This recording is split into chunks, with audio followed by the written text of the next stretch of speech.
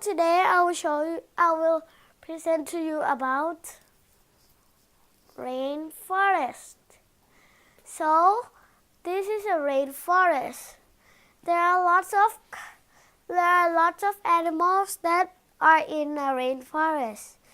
There are such as three things: rat, snakes, and eagles. So, rat. The niche of the rat is eat. A snake eat it. And then it eat fruit in this forest. And it get fruit from trees. There are lots of trees. And next one is snakes. It eats rat.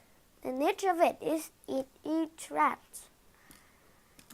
And it gets rat from the ground.